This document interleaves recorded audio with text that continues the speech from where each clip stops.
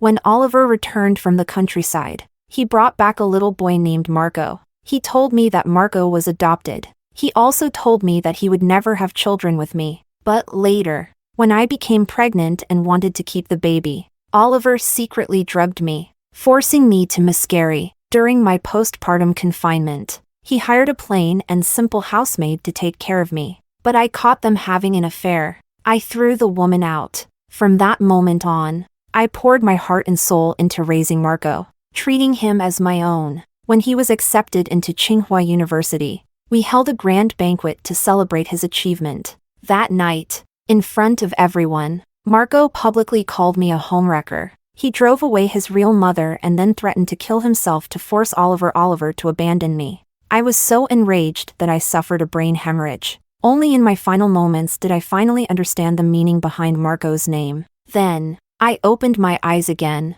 This time, I would not be the fool. Years later, Oliver and Marco were the ones crying and begging me to come back. Chapter 1. At the moment of my death, I finally understood Oliver's favoritism toward Roxana. Now, reborn into this life, I saw Oliver in front of me, returning from the countryside, and in his hand, he tightly held the little boy, Marco. Resentment, hatred, and grievance stacked up inside me, layer upon layer. Before I could even react, tears had already flooded my face. Oliver mistook my tears for joy at his return. Smiling, he stepped forward, reaching out to embrace me. I dodged him and wiped my tears away. My voice was sharp and direct. So, this is what you've achieved in your 6 years as a rural youth, secretly having a son with another woman? Oliver awkwardly scratched his nose. What are you saying? How could I have a child with someone else? You're the only woman I want to marry properly. He gently pushed the timid boy, who had been hiding behind him, forward. This is a child I adopted. His name is Marco. He's 5 years old. Cute, right? 5 years old. So, from the very moment he left, they had been together. I nodded, suppressing the stabbing pain in my chest. Why Marco? That's quite a special name. Oliver seemed prepared for this question. It means patriotic youth, a meaningful name. Don't you think? His answer was flawless, spoken with such sincerity that if I hadn't lived this life once before, I would have believed him without question. I would have even admired his sense of duty and felt honored by his devotion. 6 years ago, when the policy to send young intellectuals to the countryside came, he left without hesitation, so resolute that he didn't even want to wait one more day for our wedding. Both our families urged him to marry me first, to at least consummate the marriage before he left. But he swore it was for the people, for the nation, and he made me wait 6 long years. I honored his family, cared for his bedridden mother, and devoted myself to him. In 6 years, I received only 5 letters. 3 of them came after his mother passed away, questioning me, interrogating me, demanding I confess if I had mistreated his mother. At the time, I had thought about letting it go, but when he later apologized, I convinced myself to endure just a little longer. After all, what difference did it make who I spent my life with? Looking back now, I finally understood. He hadn't wanted to play the role of a loving husband in public. That was why he used the excuse of going to the countryside to escape. This marriage, forced upon both of us, was nothing more than 2 puppets tied together. 2 people who didn't love each other, had no reason to stay together. But for now, I wouldn't rush to divorce him. I needed to save money and find a place to live. For 6 years, my salary had been split, half used for his mother's medical expenses, and half sent to him. I had feared he wouldn't have enough to eat or a warm place to sleep in the countryside. In the end, I was left with almost nothing for myself. Snapping out of my thoughts, I looked at Oliver with a smile. So Marco means patriotic youth? That's funny. I thought it was because the person you loved was named Roxana. Chapter 2. Oliver's face darkened, and he hurriedly tried to explain. Come on, don't joke like that. You know the only person I've ever loved is you. These 6 years must have been hard for you, but I'm back now, and I'm not leaving again. The 3 of us will live together happily. That's what matters most. As he spoke, he reached for Marco, intending to pull me into an embrace, but 5-year-old Marco pouted and ran off. Oliver immediately rushed after him. I carefully followed them, keeping my distance. There was no need to get too close. I could hear Marco sobbing and complaining clearly. Daddy, why did you say you love that bad woman outside the most? You obviously love mommy the most. Wah! Daddy is bad. Daddy is bad. I want mommy. I want mommy. Wah! Oliver patiently coaxed him. Daddy was wrong. Daddy was wrong. Of course. Daddy loves your mommy the most. How else would you have been born? You're still young. You don't understand yet. Just think of this as a game with Daddy, okay?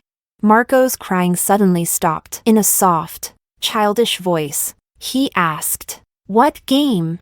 "A pretend game. Like when you play house with your little friends. Just pretend that the woman outside is your mommy, okay?" "No, she's not my mommy."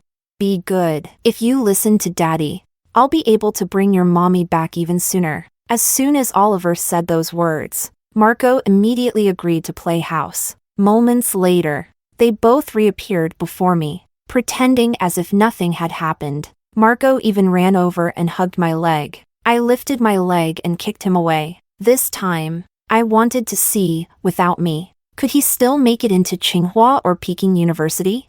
Chapter 3. Oliver and I sat in silence. He busied himself tidying up the bed for the child while I packed my belongings. After a moment, he walked into the room, rubbing his hands together. Marco was abandoned the moment he was born. He's a pitiful child. I raised him with my own hands. Through thick and thin, he paused, waiting for me to say something. I remained silent, clearing his throat. He continued, "From now on, he'll be our son. This way, you won't have to go through the pain of pregnancy, and you can keep your figure. Isn't that great?" Oliver looked at me expectantly, barely able to conceal his nervousness. In my past life, I had been too caught up in my joy over his return. He had sensed my feelings for him, which was why he spoke so confidently, declaring that we would adopt and that I wouldn't have to bear children of my own. Of course, those who love sincerely are always the easiest to manipulate. Back then, I hadn't agreed immediately. We had Cold Warred for half a month before I finally compromised. But this time, I smiled and said, "All right." Oliver's face lit up with excitement. "Helen, I knew you were the best. Marco will definitely come to love you and call you mom soon enough." Then, noticing I was still packing my things, he hesitated. "Wait, where are you going?" "Nowhere." I continued folding my clothes. "I just figured Marco is still young and close to you, so it'd be better if you two shared this room. I'll sleep in the smaller bed." I had no intention of sharing a bed with Oliver. No intention of being intimate with him. No intention of ever bearing his child. Just the thought of it made me nauseous. Oliver's excited smile stiffened, his expression shifting into something more calculated. Feigning sincerity, he spoke again. "Marco is a good boy. He's only 5 years old. Why don't we all sleep together? That way, he can experience a mother's embrace." "No, thanks. I'm not used to that." The moment my words landed, Oliver couldn't wait to speak again. "Then how about I hire a nanny? We both have to work and won't be home, so someone needs to take care of the child." I paused for a moment. A face flashed through my mind, Roxana. In my past life, she had been hired to take care of me during my postpartum recovery. She had seemed so simple, so timid. Her modest clothes and shy demeanor made her look harmless. I had treated her like a younger sister, without the slightest sense of employer and employee between us. But one night, I caught her and Oliver meeting in secret. I had caught them red-handed. Roxana had slapped herself in desperation, crying, saying that she was just a naive girl from the countryside who had foolishly fallen for the master of the house, that it was all her fault. I had thrown her out immediately, but now, with a clear mind,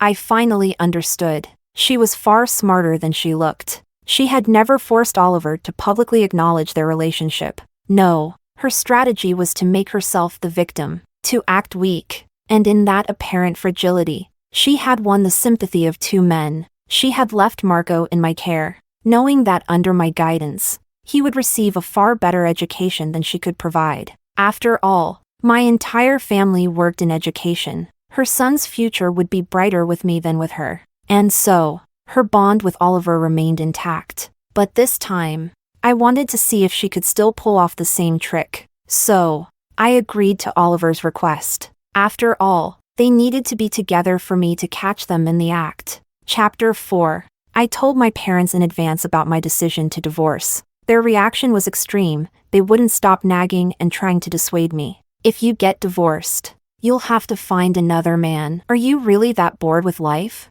We're doing this for your own good. Look at you, you're getting older. It'll only get harder to find someone, and having children will become even more difficult. How will you support yourself in old age?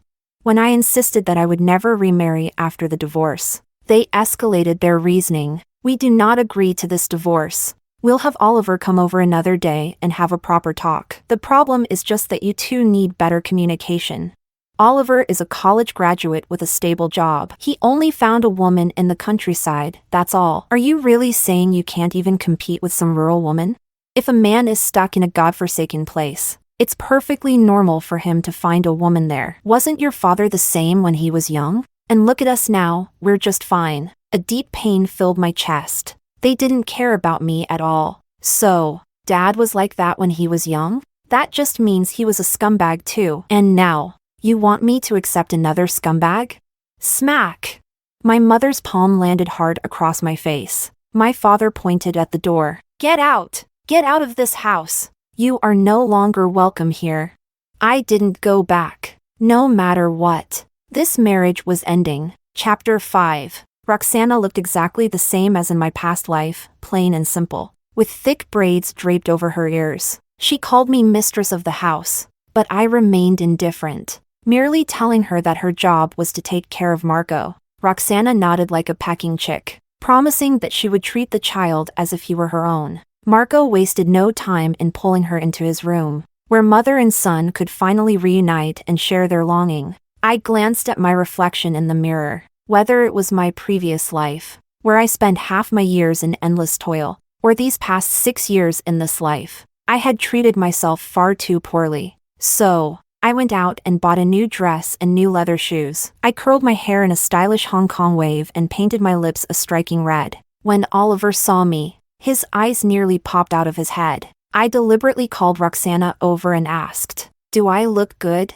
Her face flushed red, and for a long while, she couldn't even muster a word. She clearly didn't want to compliment me, but she also couldn't deny how stunning I looked. Oliver tried to ease the tension. "You look great, Roxana. If you like, you can get your hair done too after your first paycheck." Roxana twisted the hem of her dress anxiously, her voice meek. "I won't do that. I'm from the countryside. I must uphold the fine tradition of frugality. It's shameful to be so wasteful. I would never do such a thing." Oliver's brows furrowed slightly. For a brief moment, a flicker of disdain crossed his eyes. Feigning surprise, I turned to him. "Did you hear that? Master of the house, your suit costs a few hundred at least. It seems you've completely forgotten our ancestors' fine traditions." Oliver's expression stiffened, his voice taking on a firmer tone. "Roxana, that's not right. Life is getting better and better. You can't just cling to old-fashioned ways of thinking. People need to look ahead."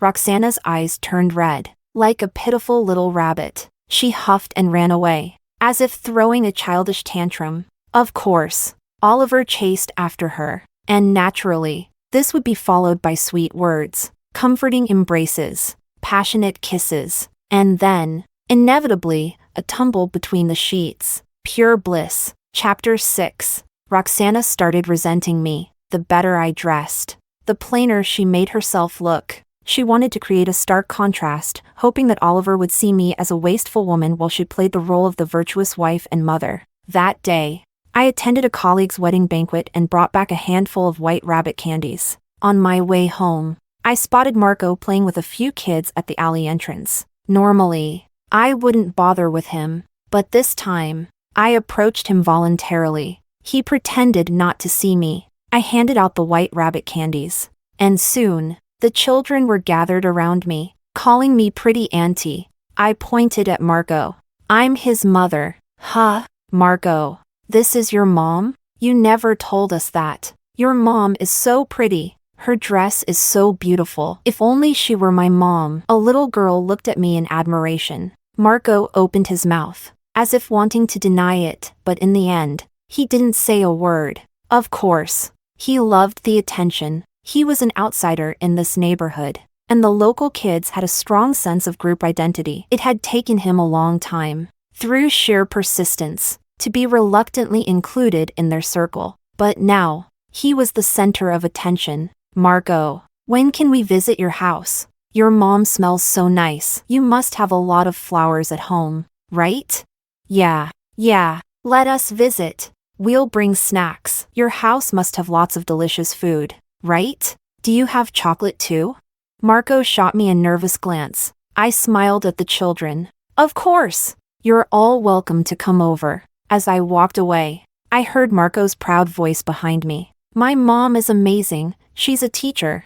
Chapter 7. On the day the children came over, I was at home. They rushed up to me, calling me auntie, while Marco called me mom. Roxana was visibly irritated upon hearing it. She grabbed Marco and pulled him into another room for a proper lesson. Marco sobbed uncontrollably, gasping between cries. But even then, he never said out loud that I wasn't his mother. That night, when Oliver returned, Roxana sought comfort from him. But this time, she no longer wanted to be a background figure. She wanted to stand beside Oliver openly, to let the world know that she was Marco's real mother. Oliver looked at her, hair disheveled, exhaustion written all over her face, and finally spoke. Can you stop making a scene? I just got off work. I'm tired. Roxana's face filled with disbelief. And you think I'm not tired working as a nanny? I give everything I have to this house. Yet Marco won't even acknowledge that I'm his real mother. I gave birth to him. Oliver was clearly irritated. Enough. Just calm down. I'm heading out. Ignoring Roxana's protests, he walked straight to my room. I was applying face cream when he entered, grinning. You smell so nice. As he spoke, he leaned in to touch me. I immediately stood up. What do you want? Oliver sat down on my bed, smiling. I've been back for a month, and we still haven't slept together. If people find out, it wouldn't look good, would it? I'm not leaving tonight. I quickly used Marco as an excuse. Marco is still waiting for you. He can't sleep without you. Oliver pulled me into his arms, pressing a kiss against my neck. Don't worry. He'll sleep just fine without you. I'm the one who can't sleep. His kisses trailed down, one after another. The stench of alcohol and greasy food on his breath disgusted me. I struggled as hard as I could, but he held me tightly, shoving a pillowcase into my mouth. I summoned all my strength and struck him hard between the legs. Oliver yelped and instinctively dodged back, giving me just enough time to scramble off the bed. But as soon as I reached the door, he grabbed me again. I had no strength left. The fabric of my clothes tore under his grip. Was I really going to be forced to carry his child in this life too? Chapter 8. Hearing the commotion, Roxana and Marco rushed out, pounding on the door frantically. Roxana, consumed by jealousy and anger, snapped. Helen, stop it right now. No matter how much you seduce Oliver, he is my man. We've been together for 6 years. We even have a child. How shameless can you be, clinging to him like this? Oliver visibly stiffened and shouted. Roxana, shut up. Hearing the sudden silence from inside, Roxana's expression brightened with hope, and she continued her threats. Oliver, come out right now. Don't let that cheap woman fool you. What an idiot. Did she really think I was the one being clingy? In my past life, I treated Oliver like he was some prized possession. Not anymore. I couldn't call for help, so I could only make muffled sounds through my nose. Oliver didn't let go of me, but he stopped moving, waiting for the people outside to leave. Then Marco's voice sounded. Mom, let's go back. Roxana's eyes widened in disbelief. What the hell are you saying? That's your father in there, making a baby with another woman. You actually want a little brother? Are you stupid? I do. Marco lowered his head, clenching his fists. That single sentence sent Roxana into a complete rage. She kicked the door violently. Open the door! Open it right now. Otherwise, I'll go outside and tell everyone. Let the whole neighborhood know that I'm your legal wife, the one you officially married in the countryside. Let them know that Marco is the son I carried in my belly for 10 months. I want everyone to know the truth." Only then did Oliver finally panic. He let go of me in his rush to calm Roxana down, leaving me sitting there in disarray. I wiped the disgusting saliva from my neck. It seemed I had underestimated the situation. I thought that with Roxana here, Oliver would be infatuated with her again, just like in my past life, and lose all interest in me. But things had completely changed. I couldn't stay here any longer. Chapter 9. After that incident, Oliver deliberately kept his distance from me. Sensing the opportunity, I brought up divorce. He immediately refused, his emotions flaring. "No," I asked. "Why not? Wouldn't it be better for you and Roxana to be happy together?" Oliver didn't answer. Instead, he tried to brush it off with another excuse. "The child likes you more." I was speechless. So, both father and son were hypocrites. They wanted me to stay just to keep up appearances. What was worse, Oliver even called my parents to persuade me. My heart wasn't made of stone. Hearing my parents talk, word by word, made me feel suffocated. Even if I ran outside screaming and exposed Oliver for who he really was, no one would believe me. So, I pretended to agree and promised to live a good life with him. My parents, satisfied, left with the gifts Oliver had bought for them. Oliver seemed convinced that I had given in, even though I rejected his advances. He also kept his distance from Roxana. Taking advantage of this, I went to find Roxana. As usual, she looked plain and cautious, eyeing me warily. I got straight to the point. "I want to divorce Oliver." "He won't agree." Roxana's face twisted with disdain, as if she had just heard the funniest joke in the world. "You really think too highly of yourself." Her ignorance would come back to bite her one day. "When you figure it out, come find me." With that, I left to take care of my own matters. When I returned, Roxana's eyes were red and swollen. "What the hell do you want?" she snapped. I calmly replied, "Expose your relationship with Oliver. If the truth comes out, my divorce will happen naturally, and your marriage to him will be guaranteed." She shot back, "Why should I help you?"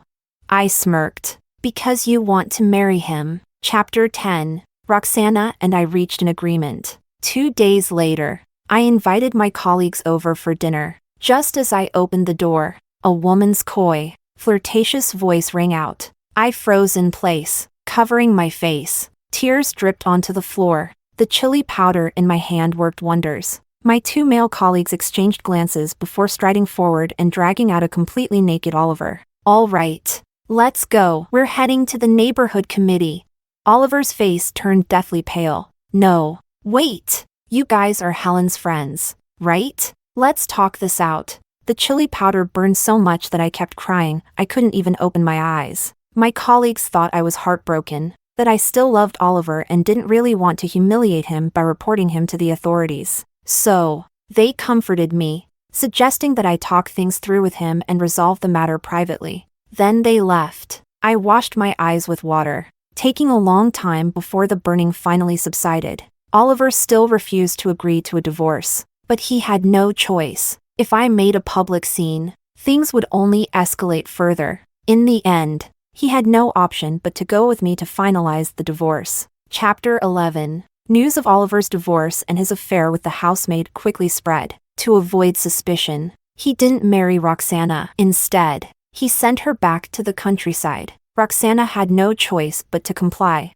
Oliver's job was affected. He was placed on unpaid leave for a 6-month evaluation period. During these 6 months, he didn't bother to look for another job. On the surface, he was taking care of Marco at home, but in reality, he was drowning in despair. One day, Marco encouraged him. "Dad, you should remarry." Oliver's eyes lit up but soon dimmed again. "I don't think that's possible."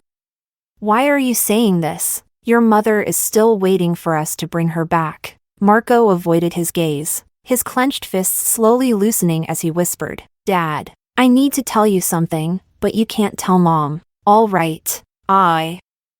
I want Auntie to be my mom. It's not that I don't like my real mom. It's just that." He hesitated, voice growing softer. "Auntie should be my mom. She's so pretty, with her curly hair, and she wears such nice dresses. She's well educated. She can teach, and she cooks delicious food. I've never even eaten it, but it smells amazing. Even her hair and her clothes smell nice. Marco's voice trailed off. Then, he suddenly started crying. Wah! I'm bad. I'm so bad. I already have a mom, but I still want someone else to be my mom. Wah! Oliver pulled the child into his arms, patting his back gently to comfort him. It's not your fault. Everyone has the right to appreciate beauty and chase after it. Your auntie is better than your mother. Don't feel guilty about it. He paused before adding. How about you come with me to find her? Marco nodded eagerly, his tear-filled eyes shining with excitement. Chapter 12. They both came looking for me. Marco stood at the door and called me, Mom. I froze, completely caught off guard. There were quite a few people around, both inside and outside the office, including my colleague who had caught Oliver in the act. Maintaining my professionalism, I kept a polite demeanor and asked them to step outside. We moved to the school gate to talk. Marco obediently waved goodbye to my colleagues. So, why are you here? I asked. Oliver looked at me with deep affection. Can we remarry? He asked earnestly. I promise. From now on, I'll only be good to you. You don't have to worry about Roxana. She's back in the countryside and won't come back. No one will stand in the way of our family being together. Marco blinked his big eyes and spoke in a timid voice. I only recognize you as my mom. You are my mom. Mom, please get back together with Dad. I was baffled. Ever since they returned to the city, I had been indifferent to them. I had never treated them kindly. So why were they begging me to come back now? Could it be that they had been reborn too? No, that was impossible. If they had the chance to retake the college entrance exams and drive me to my death again, they would do it without hesitation. You two are truly ridiculous. I stated bluntly. Oliver, there is no future for us. As for you, I turned to Marco. If your mother knew you were betraying her like this, she wouldn't forgive you. Marco lifted his chin, trying to argue. As long as she's good to me, she will accept it. TSK. So this was their plan. Enough, Oliver. I said. Stop wasting your energy. There is no chance for us. No, wait. The child really likes you. He looks up to you. That's why he wants you to be his mother. Then, as if embarrassed, Oliver added softly. I like you too. Just as much as Marco does. Ugh, you're disgusting. I scoffed. Seeing that I didn't believe him, Oliver panicked and hurried to explain. I'm serious. I like you. You are the only one in my heart. I'm certain now, you are the person I want to spend the rest of my life with. He continued, his expression sincere. Honestly, before, I didn't truly know you. That's why there were misunderstandings between us. If I had known back then how amazing you were, I would have treated you well from the start. Helen, let's get back together. Give me a chance to make it up to you. I'll treat you well. As he finished, he took out a bouquet of flowers and handed it to me. I took it, then casually tossed it onto the ground. I don't need it. Helen, one day, you'll need a man in your life. Just thinking about how lonely you'll be when you're old, without children, without a family, it hurts me. Please, give me a chance. I swear I will bring you happiness. He assumed that in my old age, I would live a miserable life. But what he didn't realize was that being with him would be true misery. I had already been driven to death once because of him. I looked him straight in the eye and told him firmly, there is no future for us. Stop wasting your efforts. Instead, why don't you go marry Roxana? You two still have a child together, don't you? Marco lunged forward and clung to me. Mom, you are my mom. I grabbed his arm and yanked him off me. I don't have an ungrateful son like you. Seeing how resolute I was, Oliver changed his tactics. Aren't you worried about your elderly parents? If you keep refusing, won't they worry themselves sick? You keep calling Marco unfilial, but aren't you an unfilial daughter too? He smirked as he continued. Even if you don't care about yourself, you should care about your parents. They raised you. Do you think that was easy? I narrowed my eyes on him. Your father died young. Your mother struggled and worked hard to raise you, sending you to college. Yet how did you repay her? Where were you when she was sick for years? His face stiffened. I was in the countryside. I couldn't come back. I sneered. Not even once? Not a single visit? Not even a letter? Not even money? Oliver, what right do you have to talk to me about filial piety? He was completely speechless. I turned to leave. Behind me, he shouted. I won't give up. Chapter 13. Realizing that Oliver had no intention of bringing Roxana back, I took a week off and went to find her myself. The whole village quickly caught wind that a woman from the city had come to see Roxana, saying she was here to take her away, to avoid unnecessary trouble. I claimed to be Oliver's sister, here to fetch her. Roxana hesitated, worried that returning unannounced might upset Oliver. You're still thinking about him? I scoffed. At this rate, he's going to find a new woman and get married soon. She shook her head in disbelief. That's impossible. He said he loves me. He promised he'd come for me. I just have to wait a little longer. I sighed. You're being played. He's always telling you to wait. How much longer do you plan to wait? I could see the hesitation on Roxana's face, so I pushed further. Call him. Ask when he's coming to get you. If he gives you a clear answer, I'll leave. But if he dodges the question, then you'll know he never planned to bring you back. Roxana made the call. Oliver didn't sound happy. If anything, he seemed a little surprised and rather impatient. What's up? If it's nothing important, I'll hang up. I'm busy. Don't hang up, Roxana said quickly, nervously gripping the phone. I wanted to ask when you're coming to get me. I miss our child. There was silence for a moment before Oliver spoke, his tone dismissive. Things are still complicated right now. Stay put for now and wait for my message. If you miss the kid so much, I can send him back to you. Roxana's heart nearly stopped. She hadn't expected that answer. If the child was sent back to her, wouldn't that mean he'd forget about her even faster?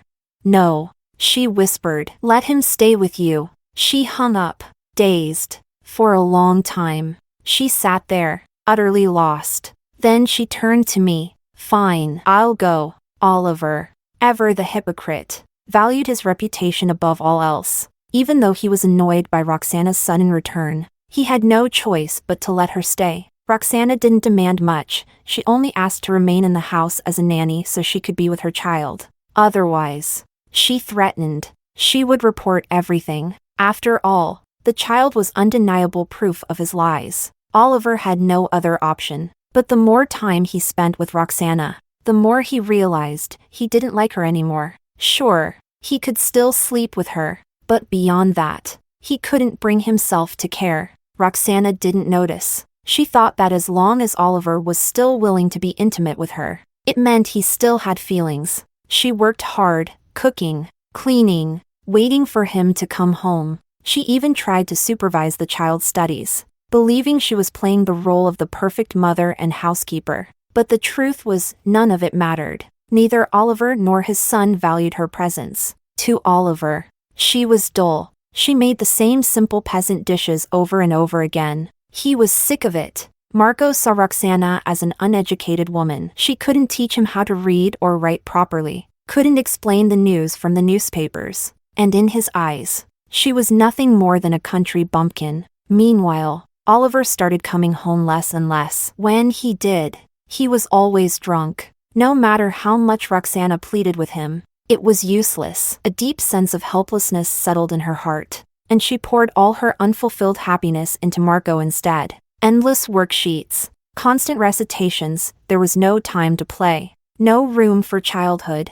Marco tolerated it when he was younger, but once he entered middle school and hit his rebellious phase, the resentment he had long bottled up exploded all at once. In those 5 years, my life only got better. Oliver never came looking for me again. He only watched from a distance, lurking in the shadows. One night, drunk out of his mind, he finally staggered up to me. You still haven't found anyone else. He slurred, smiling foolishly. That's great. I knew it. You still can't forget me. I lifted my hand and slapped him across the face. The hit sobered him up a little, but instead of getting angry, he laughed hysterically. Go on, hit me again, as long as it makes you happy. You can beat me to death if you want. Then, before I could respond, he started slapping himself, hard. The force of it made him dizzy, and he nearly lost his balance. I sneered. This is boring now. I said coldly, even if you die, I won't so much as blink. Oliver looked devastated. Are you serious? Even if I die, you wouldn't even bother to bury me? No, he staggered. Helen, you used to love me so much, he murmured, his voice full of disbelief. You used to wash my clothes, keep the house spotless, take care of everything for me. Whenever there was a festival or holiday, I didn't have to worry about socializing with my bosses because you charm their wives and handle it for me. At work, you always stood up for me. No matter how outrageous my lies were, you'd smile and go along with them. Even when I stayed out all night, you never got mad. My colleagues envied me. His voice cracked. And you raised Marco so well. You treated him like your own, tutored him, guided him. In the end, he got into Tsinghua University, bringing honor to our family. How did it all change? Why did you leave me? Oliver sounded insane, rambling on, and that's when it hit me. He had been reborn. That was why he had changed so suddenly before. Which meant Marco, too. Did they only realize their regrets after I died? What was the point? What use is regret now? Chapter 14. I ignored his rambling and walked away. The whole way home, a single question plagued my mind. Why had they been reborn? Had they also died in the previous life? How? Shouldn't they have been happily celebrating Marco's acceptance into university, bringing Roxana into their home, and living a blissful family life? Did my departure truly devastate them to the point of utter despair? I seriously doubted that. But soon, Marco came looking for me. Tears streamed down his face. Mom, can I live with you? My grades are terrible now. I really want to study hard. Sob, sob, sob. I gestured for him to continue. There's a girl I like. She used to like me too. But today when I confessed, she rejected me. She said my grades were too poor and that I wasn't good enough for her. Sob, sob, sob. In the past life, Marco had been a top student, a star of the school. Girls had flocked to him. But in this life, without good grades, he had no admirers. That imbalance made him resentful. So he confessed to a girl out of desperation, only to be rejected. And now, after experiencing loss, he suddenly started appreciating me? I was absolutely certain now he had also been reborn. I narrowed my eyes. Why were you reborn? Marco froze. Then his eyes brightened with excitement. Mom, you were reborn too? That's amazing! That means we can finally stay together as a family. We won't ever have to be apart again. He actually thought that just because I had been reborn, I would still love them like I had in the past life. I cut to the chase. Tell me why you were reborn. Marco sniffled and hesitated. But eventually, he told me everything. It turned out that after I left, some of my friends, people who had known what had happened, stood up for me. They helped my parents take Oliver to court. Oliver was fired. Marco's university acceptance was revoked. His documents were never even sent out. And the school refused to enroll him. The two of them became social pariahs. People whispered behind their backs, gossiped about their downfall. Some even harassed them, seeking justice on my behalf. Oliver suffered from nervous breakdowns, his mind deteriorating until one day, he wandered into the street in a daze and was hit by a car. Marco, who had gone from beloved by all to hated by everyone, couldn't cope with the contrast. He fell into deep depression and jumped off a building. Hearing all of this, I felt nothing but satisfaction. Justice had been served. Marco wiped his tears. But then, Dad and I were reborn. We realized our mistakes. We really know we were wrong now. Mom, please, forgive us. No. I shut him down immediately. Marco collapsed to his knees and started banging his head against the ground. Mom, please, just give Dad and me another chance. We can still fix everything. It's not too late. If I work hard, I can still get into Tsinghua. Before I could reply, Oliver suddenly appeared. Dad. I failed. I couldn't convince Mom. So they had planned this together. Oliver's face was full of grief. Then, thud. He dropped to his knees beside Marco. Helen, my love, please come back. We're a family. We can't be apart anymore. We need you. This home needs you. I took a deep breath. If you two keep harassing me, I'll see you both at the police station. Then I turned and walked away. And maybe they were actually scared this time, scared of being dragged into public trials and exposed all over again. Because after that, they stopped pestering me. But they still tried to leave breakfast outside my door every morning. I always tossed it to stray cats and dogs. Eventually, they gave up.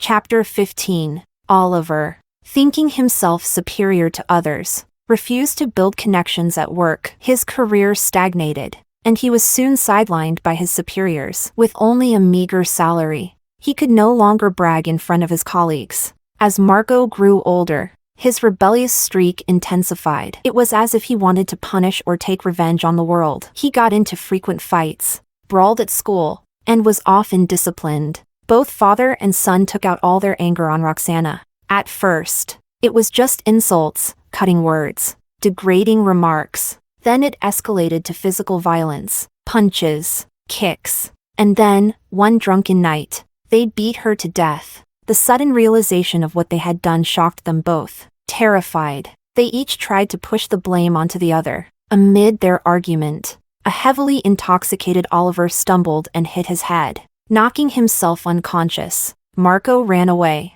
2 days later, he was declared a fugitive. Meanwhile, Oliver, still unconscious, never received proper medical treatment. The internal bleeding in his brain worsened, and eventually, he died in his sleep. Marco, now a wanted criminal with 2 deaths on his hands, was sentenced to death after his capture. On the day of his execution, his final request was to see me. I didn't go. Even if he was about to die, I refused to grant him his last wish. Sometime after his death, someone delivered a letter to me written by Marco. It was filled with apologies. He begged for my forgiveness. He said he hoped his death could somehow atone for everything. And in the end, he wrote that he would wait for another rebirth. That he would find me again. Never. That will never happen. There will be no second chance. Because I will live my life well, without them. Maybe, just maybe, I will finally meet someone worth my love.